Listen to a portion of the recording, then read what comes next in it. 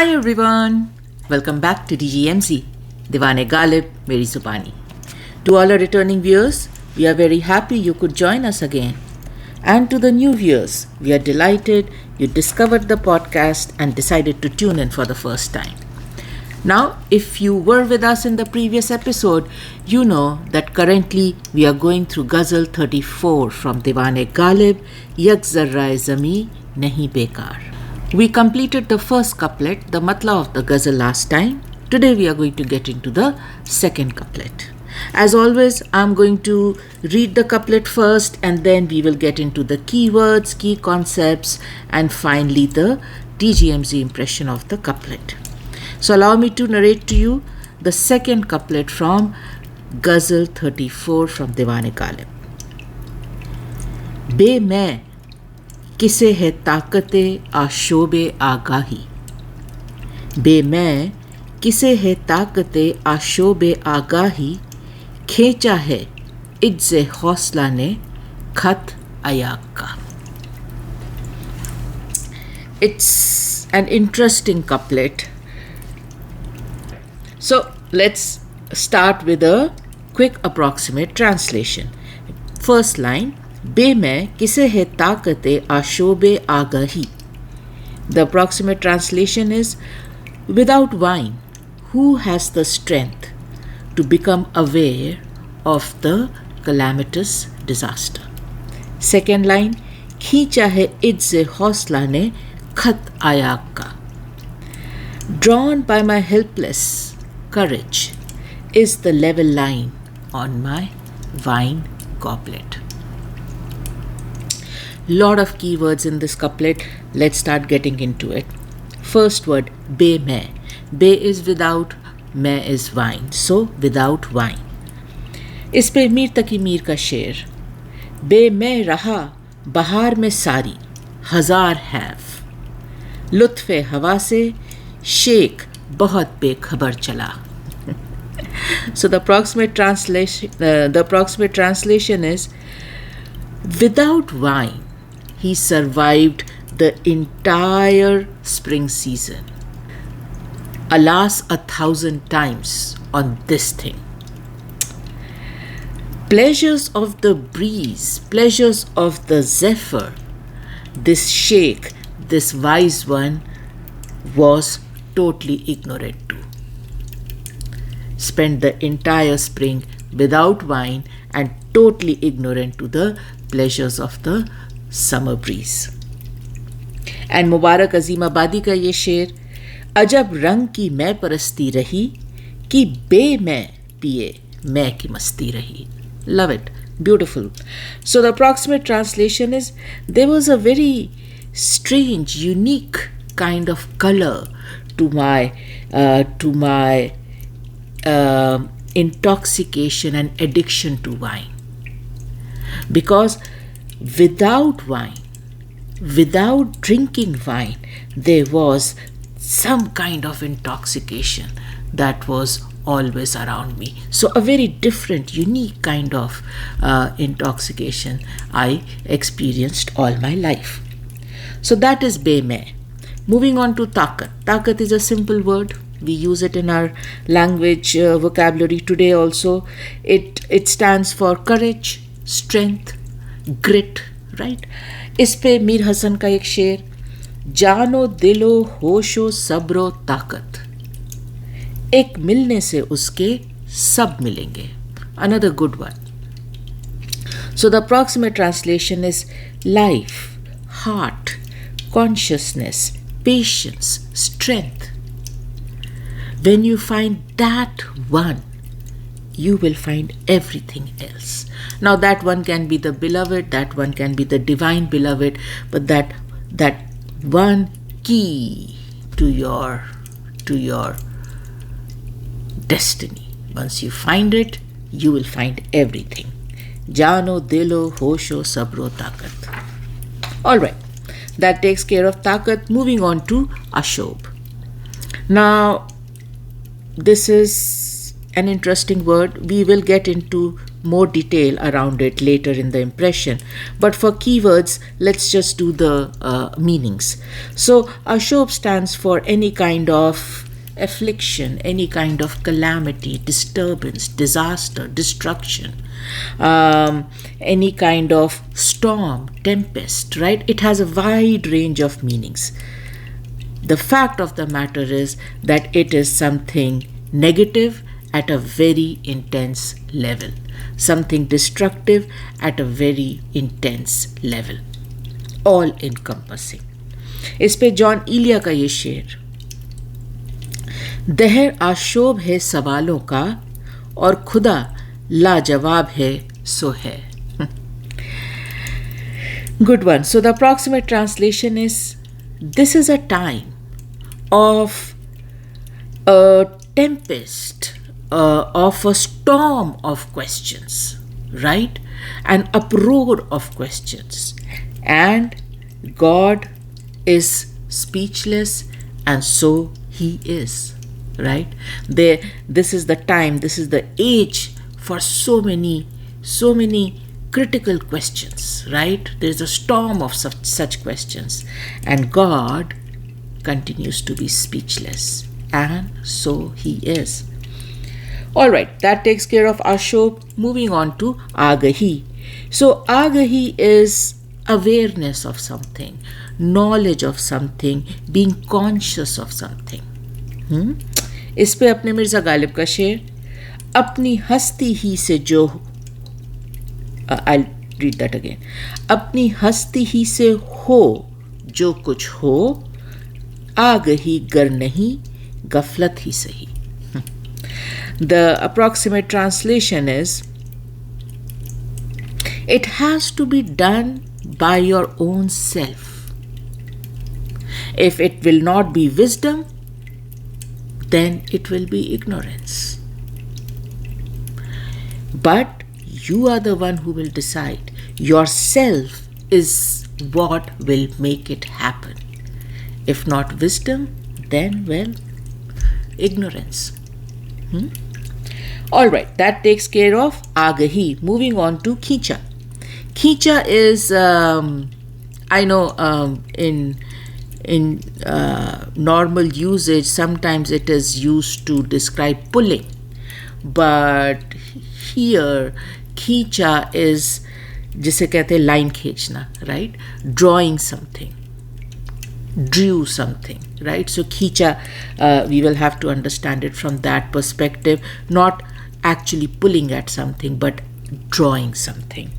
इस पे मीर तकी मीर का ये शेर, बेसबब आता नहीं अब दम बदम आशिक को गश, दर्द खींचा है निहायत रंज उठाए हैं बहुत.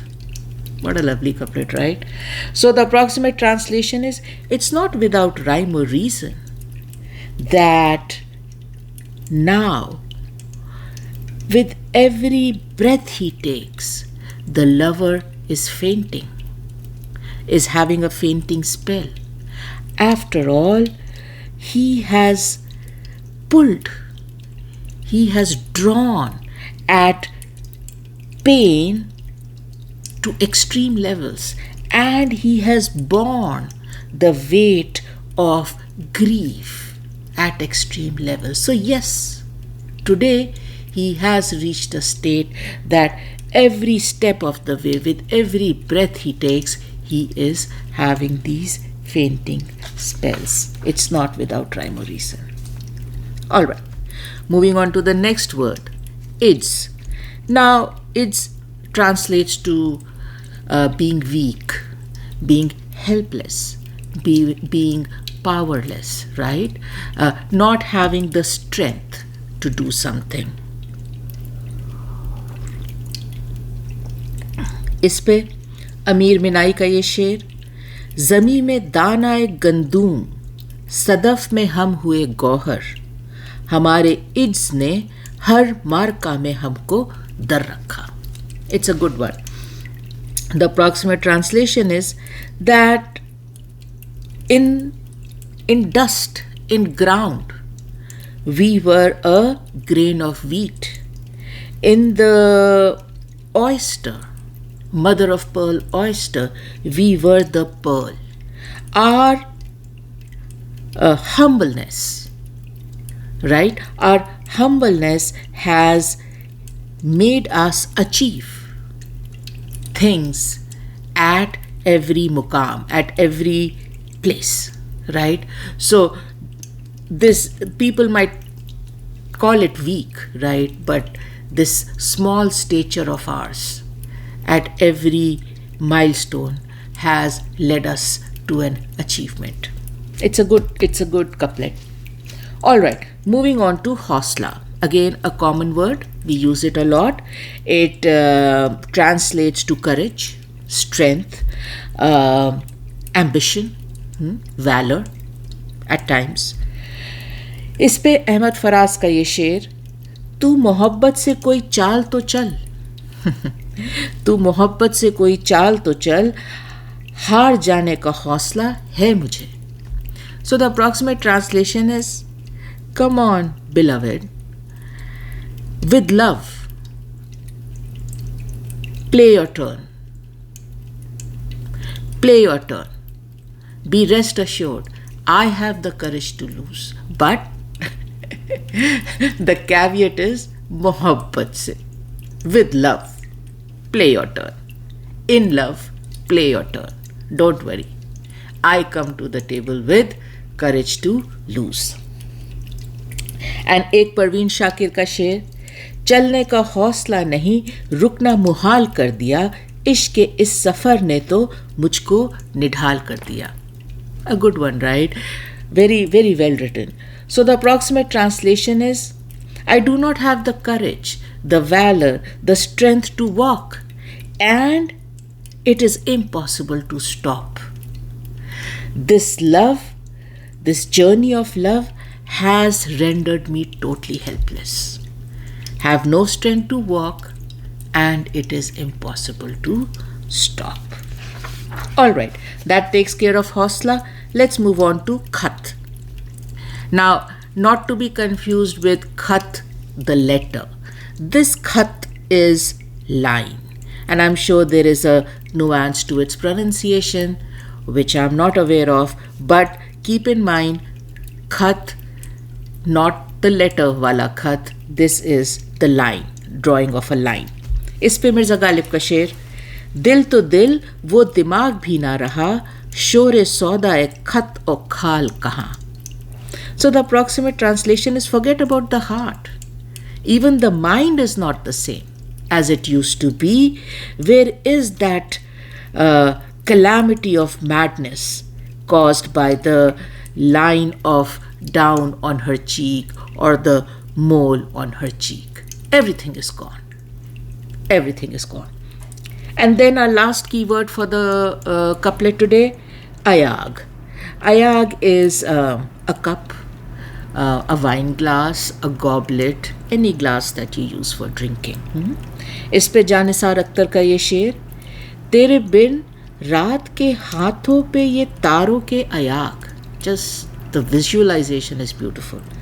तेरे बिन रात के हाथों पे ये तारों के अयाग खूबसूरत है मगर जहर के प्यालों की तरह.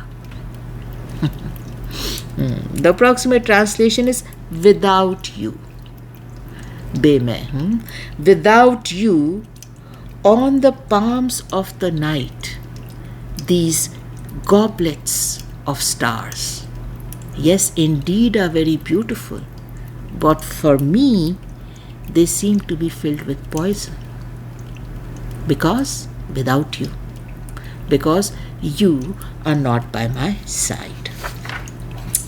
All right, so that takes care of all the keywords. Let's start getting into our impression. First line, Be-Mai kise hai Taaqat-e-Ashob-e-Aagaahi. Without wine, who has the strength to become aware of the calamitous disaster or destruction? Let's split this first line into two parts and pick the first part first. Be-Mai kise hai.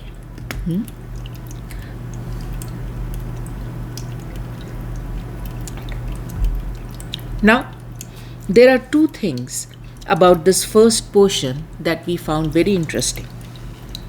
The first thing that hit us was Be-Mai, without wine. Ghalib kickstarts the couplet with Be-Mai, without wine. The word complex is simple to understand, nothing very intricate about it. But what we at DGMZ found very interesting was how without wine, Be-Mai was Ghalib's choice of opening word phrase for a couplet that has wine as part of its core theme. Isn't that interesting? For a moment, it almost seems Ghalib tricks his audience in thinking this is going to be a couplet of something that connects to absence of wine. Because we always have to remember, and we remind our viewers whenever we find situations like this, that you have to remember ghazals in Ghalib's time were not crafted to be read. They were crafted to be recited. So I am Ghalib and I say Be-Mai and I pause. You don't know what is going to follow, and you are already thinking, oh, so this is something about no wine, right? So we found that very interesting. The second thing that is worth noting is Be-Mai kise hai. This specific style of Ghalib, right, where he would use two negatives to describe a positive. So in this line, Be-Mai kise hai, it could have probably been also written as Mai se sabko hai. Meaning to same hi rehta tha, it would have meant the same, right? Be-Mai kise hai would be as good as Mai se sabko hai, everybody needs wine. Could have been crafted like that, but then it would not be a Ghalib couplet. In today's line, this first portion, Be, which is without, and kise, which is who, are the two negatives that Ghalib uses to add that unique Ghalibana andaz to Be-Mai kise hai.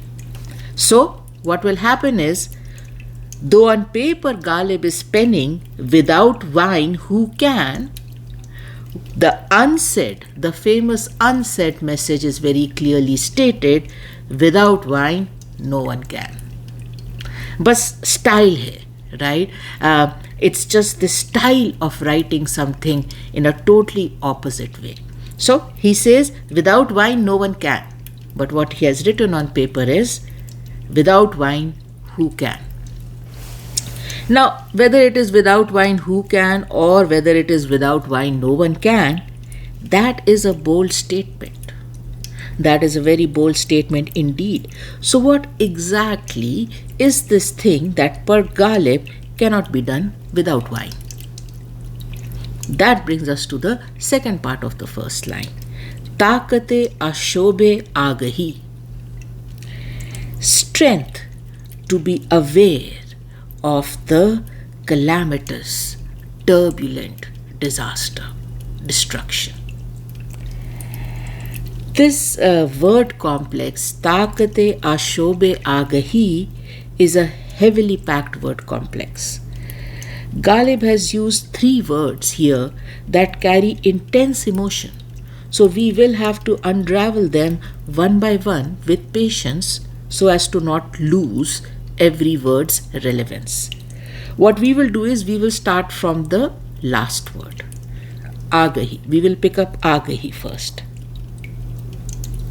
As we covered in the keywords, Aagaahi is a word that describes knowledge or awareness of something.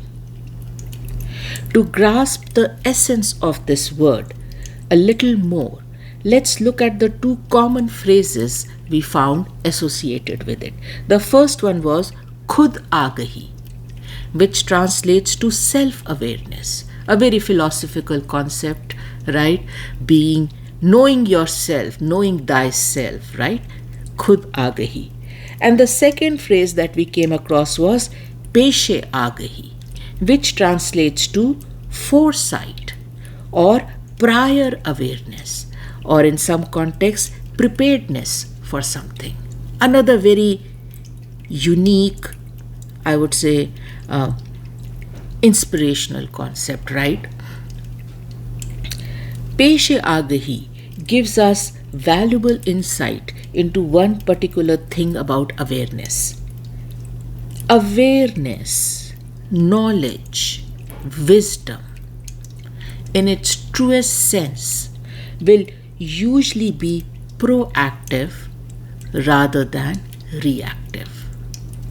Simply put, wise people, right, aware people will be able to figure out something sooner than the rest of us, sooner than the ignorant ones, and sometimes even before the occurrence itself, even before the thing actually happens. That is the power their wisdom, their insight, their intuition gives them to predict, foresee, become aware of things ahead of time.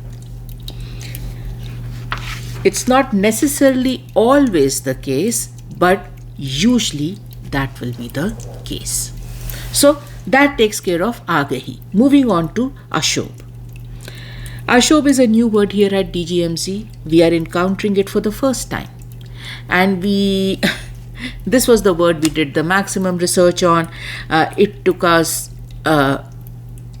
everywhere, right? It has wide meaning, wide usage. So it is a word that is used to describe disturbance, turbulence, affliction, calamity, tumultuous, stormy, tempest, terror, misfortune. Like I said, anything negative and at a very intense level, right? So it is a very dreaded word. There is nothing positive about this word. Now, what was interesting was that we found out that in Urdu poetry, there are two very common usages of Ashob. The first usage is with reference to some kind of calamity, some kind of stormy, disastrous, unfortunate incident. Many times, Urdu shairs will use this word to talk about the beloved.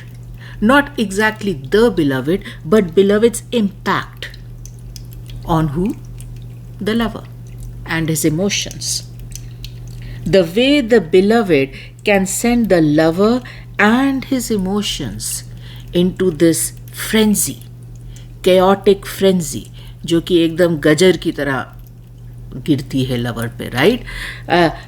Shairs use Ashob to describe that earth-shattering impact the beloved has on the lover. इस पे मीर तकी मीर का ये शेर, लड़ती है उसकी चश्मे शोक जहां, एक आशोब वहां से उठता है. So the approximate translation is, wherever her flirtatious glances go and fight a war, that same spot is where you will find a storm arising from.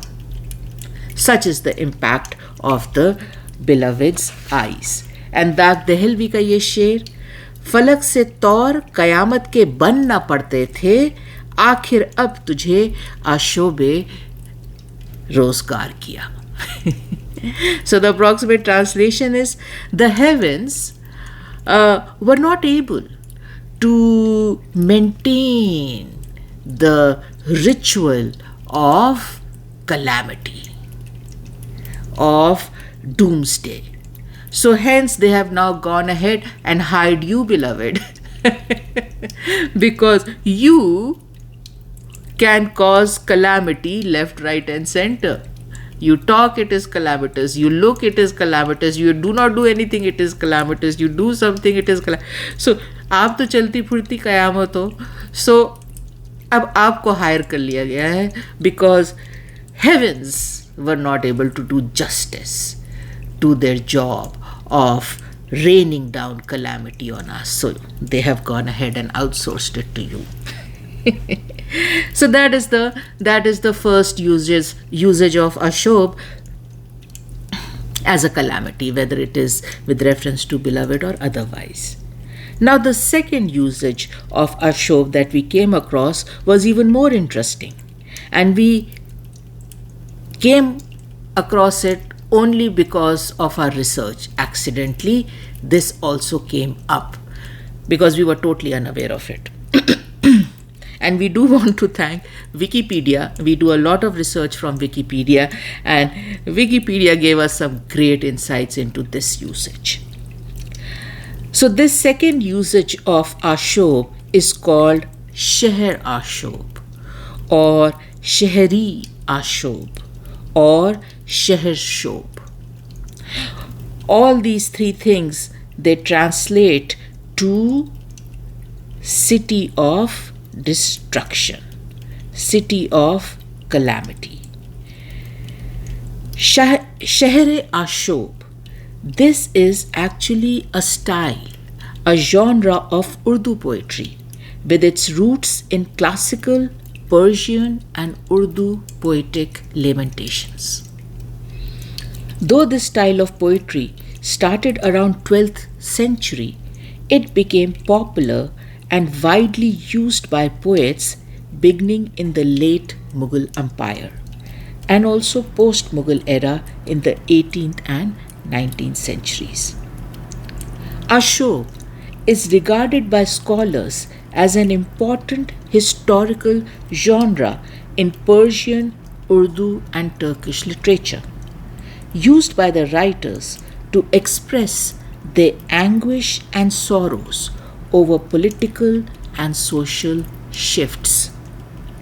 The Ashobs generally describe emotions and thoughts of a writer in a narrative poetic format, which contains detailed depiction of a particular moment, such as war or invasion, often historically, delivered in a tone of anguish and pain.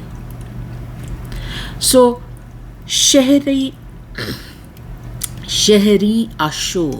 Ashob, these are all styles or genres of poetry, Urdu poetry, Persian poetry, Turkish poetry, where the poets used to write about the pain they felt over a war, a conquest, anything geopolitical which caused loss of life, destruction of life, as they knew.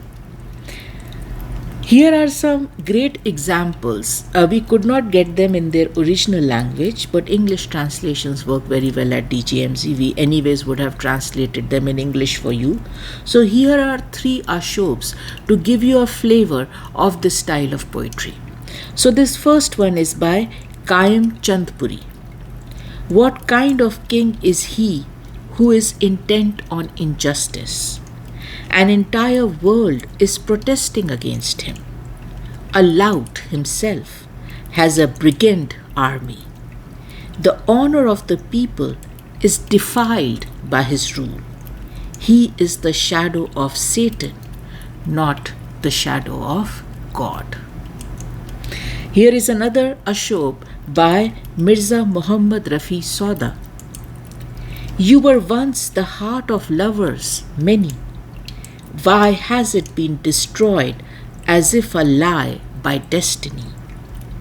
'Twas a wondrous beach in the sea of plenty, precious stones on your shores galore.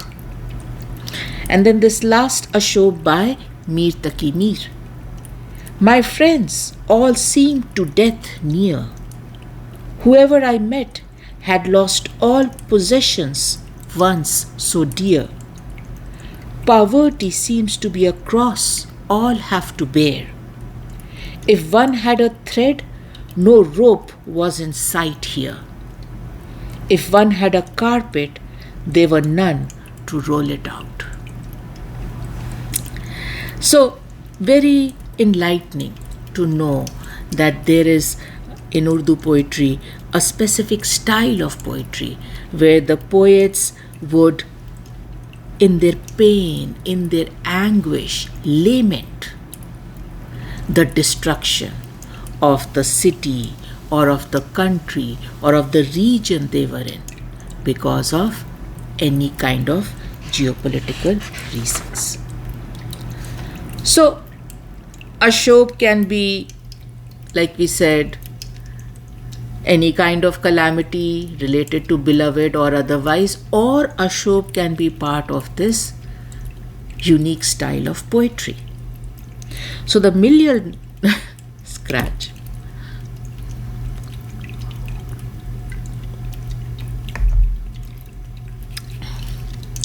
Now the $1 million question for us, dear viewers, is which usage of Ashob did Ghalib choose for today's couplet? Is it the first usage with reference to some kind of calamity, stormy, disastrous, unfortunate incident, sometimes related to beloved's impact on the lover? Or is it the second usage, wherein Shehri Ashob as a style or genre of Urdu poetry? After much consideration and deliberation at DGMZ, we went with the usage of Ashob that passed the DGMZ test for us, and that is the second usage as Shehre Ashob. The key reasons to make that decision was, number one, at DGMZ one thing we know for sure is that Ghalib chose his words very, very carefully, with deliberate purpose and objective. Number two, for a shair of Ghalib's caliber to use the word Ashob and not have Shehre Ashob on his mind is almost next to impossible. Ho hi nahi sakta. This was a poet who defined the rules of Urdu poetry. For him to not know what this word means and how it is integral to that genre of poetry, impossible. And lastly, Ghalib, in fact, is one of those key poets who contributed to Shehre Ashob's style of poetry. Because Ghalib lived in Delhi during the 1857 uprising, a period that marked the end of the Mughal Empire and the destruction of Delhi's old cultural fabric.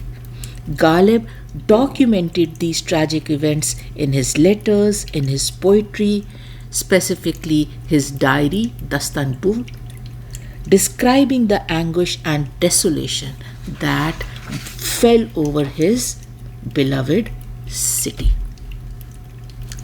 So, lot of reasons for us to go with the second usage of Ashob. Now, Ashob is definitely not a word we want to couple up with Aagaahi. Right? Definitely not. Who wants to know? Who wants to be aware of any kind of calamity or disaster, especially to your beloved city? Right? We all would like to be safe under the cozy blanket of ignorance is bliss. Well, not Ghalib. Ghalib goes ahead and he combines Ashob with Aagaahi, Ashob-e-Aagaahi in this couplet. And in doing so, Ghalib creates this awareness, this knowledge, this cognizance of calamity, destruction, doom, disaster. Now, last we will pick the third word of that word complex. So we have already done Aagaahi, we have done Ashob, now we are going to do Taaqat.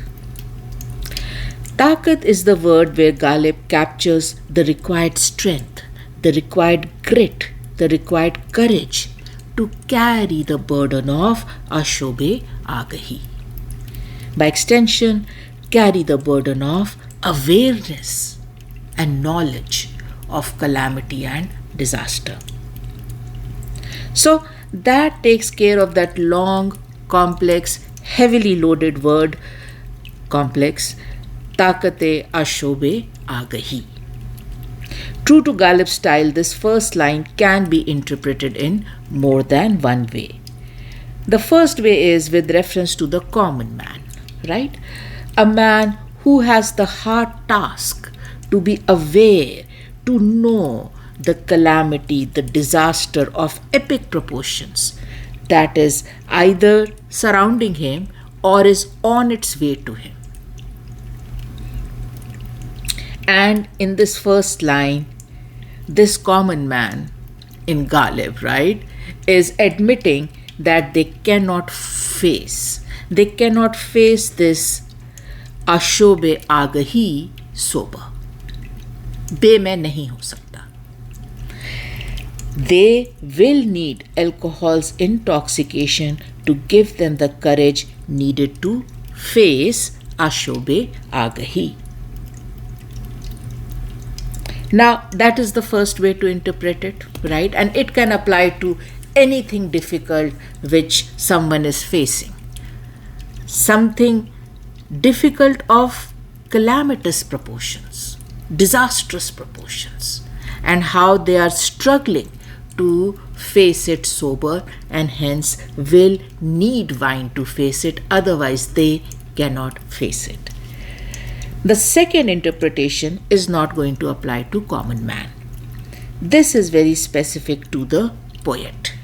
Like we said, an Urdu poet who is aware of Shehr-e-Ashob, right, this genre of Urdu poetry, will have the difficult, painful task of capturing the downfall or the disaster of their beloved city that has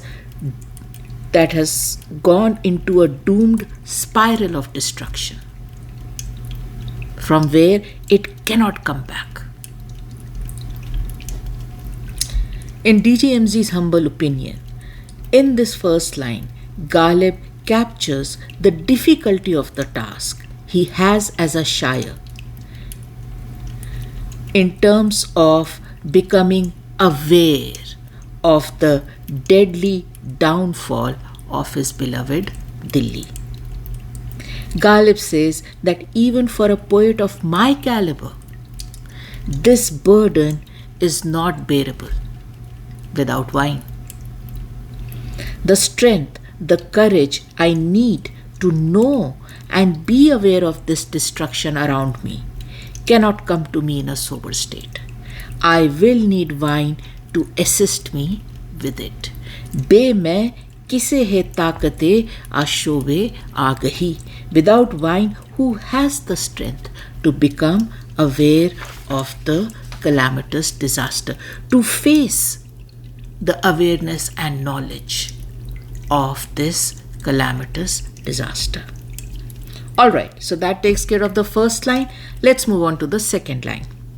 Khincha hai Ijz-e-Hausla ne Khat Aayagh ka.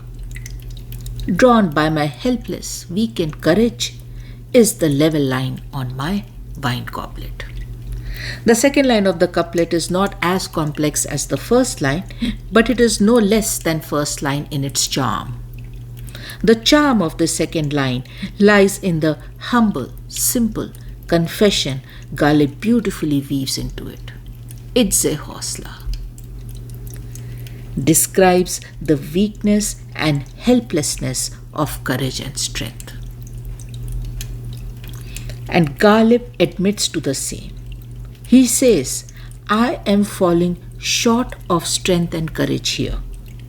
Ghalib says, how short I fall on courage decides how tall the level line of wine will be in my goblet. Khincha hai Ijz-e-Hausla ne, the weakness of my courage has drawn Khat Aayagh ka, the line on the goblet. By extension, wine will give me the courage I don't have, Wine will strengthen the weak, helpless courage that I have. Ghalib states that it is not him who is deciding how much he is going to drink. It is in fact his weak, helpless courage that is deciding on how much wine Ghalib's wine glass will hold.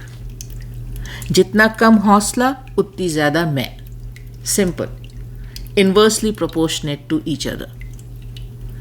The lesser the courage I have, the more high the level of wine in my goblet will be drawn by this weak, helpless courage of wine. So that is Khincha hai Ijz-e-Hausla ne Khat Aayagh ka. That takes care of the second line. Now, as always, let's step back and take a look at this couplet in totality. Be-Mai kise hai Taaqat-e-Ashob-e-Aagaahi, Khincha hai Ijz-e-Hausla ne Khat Aayagh ka. Now, any calamitous disaster is not something human spirit can endure easily. But to see your own beloved city or country crumble and destroy around you is a trauma that scars you in ways you could never prepare for.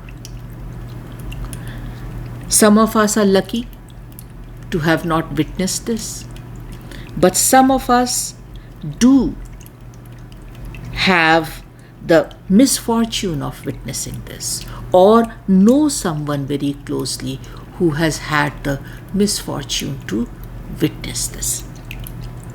As we shared at DGMZ, we chose to understand this couplet per Shahr-e-Ashob theme. But the fact remains that if you do not consider this from that perspective and just stick to Ashob, even then, for a human spirit to bear disaster of epic proportions is not something that comes easily. And wine would or could be used as a source of courage. Now, coming back to our Shahr-e-Ashob theme.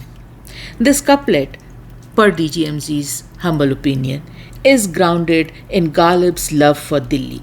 And this love of his lies at the heart of his need for Taaqat-e-Ashob-e-Aagaahi, or his helpless weak Ijz-e-Hausla in today's couplet. Ghalib considered Delhi to be the soul of the world.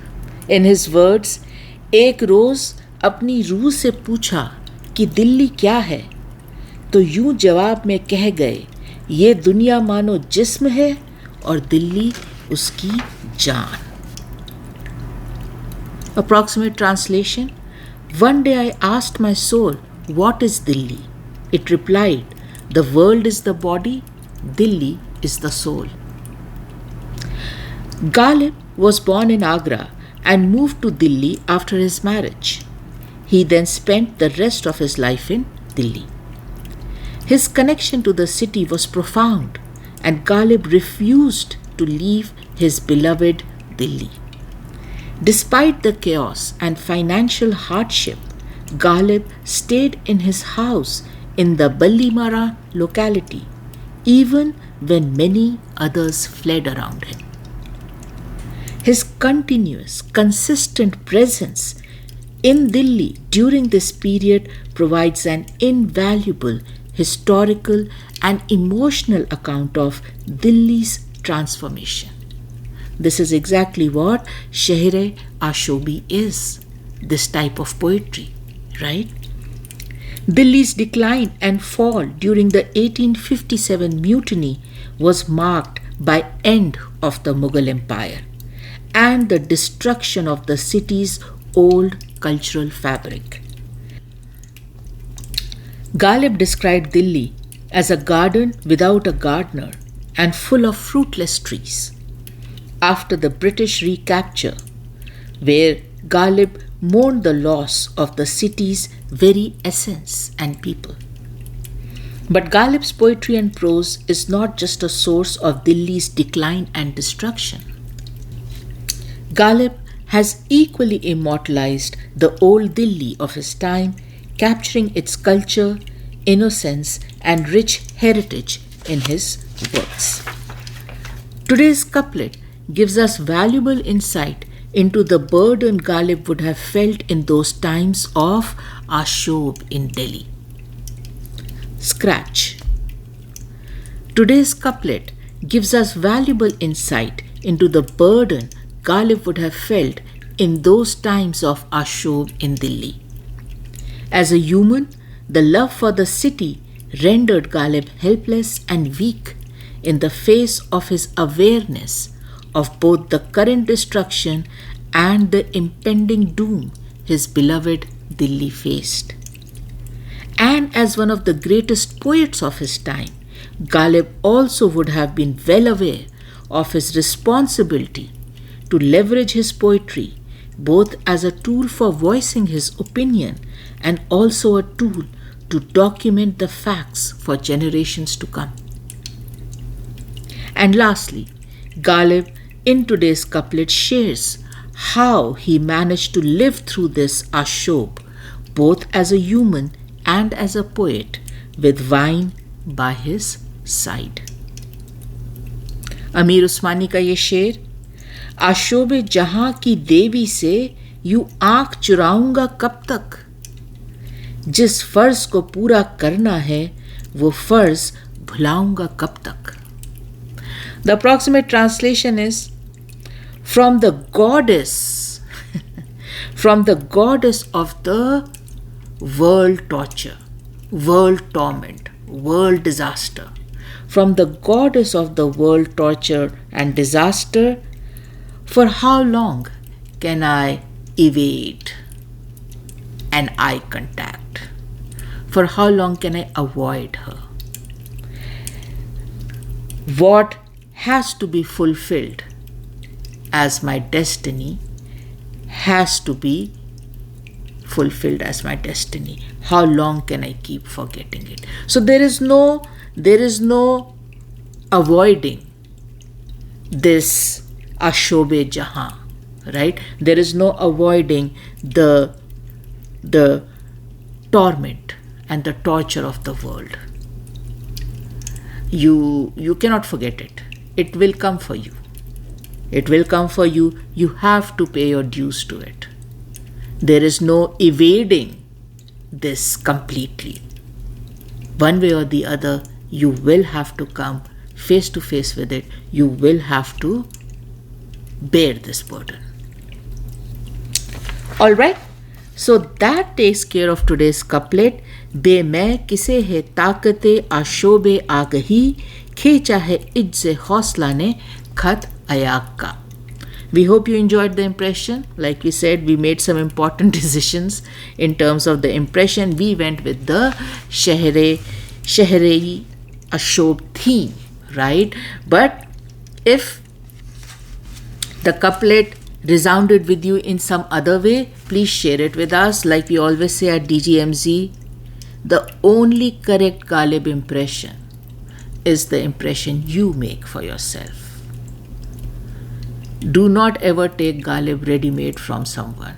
Always make Ghalib for yourself, per your understanding, your emotions, your reference to context. We are just here to facilitate it. Next time, we will pick up the third couplet. Now, as always, for the new viewers, a strong recommendation. Please go through the episode titled Introduction to DGMZ, because it will give you a good insight into the inspiration and motivation behind this podcast. For our regular viewers, whenever you have time, please go ahead, surf the homepage of the channel. Lot of playlists segregated by topics. Go through them, pick one that interests you.